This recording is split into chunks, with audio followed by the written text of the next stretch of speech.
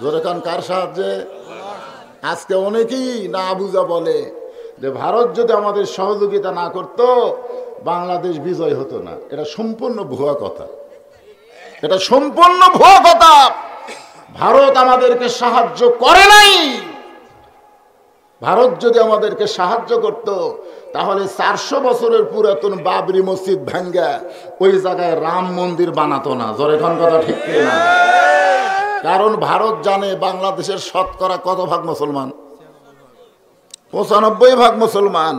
এরা নামাজ না পড়লেও মসজিদকে জীবনের চাইতেও বেশি ভালোবাসে। জোরে কোন কথা ঠিক না? আমাদের বাংলাদেশে নামাজ পড়ে না। এখন বেনামাজের সামনে যদি কেউ মসজিদ ভাঙবার আসে বসে থাকবি? জি বন্ধু মোরে, আমি দেখছি আমার এলাকার 2 বেনামাজি ঝগড়া লাগছে, বুঝলেন? ঝগড়া লাগা বলতে যে বিশ্বাস যদি না করিস মসজিদ ছুঁয়া কমস। আমি বললাম কে রে ভাই, তোরা তো নামাজ পড়িস না, মসজিদ ছুঁয়া কি হবে? কি কর হুজুর, নামাজ না পড়লে কি হবে? মসজিদ আল্লাহর ঘর, আমরা বিশ্বাস করি।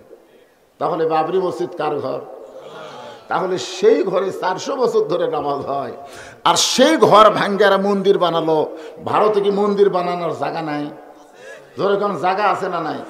তাহলে মসজিদ ভাঙ্গা মন্দির বানানোর উদ্দেশ্যই হলো এরা মুসলমানদের কোনোদিন সহযোগিতা করতে পারে না। ধরে কোন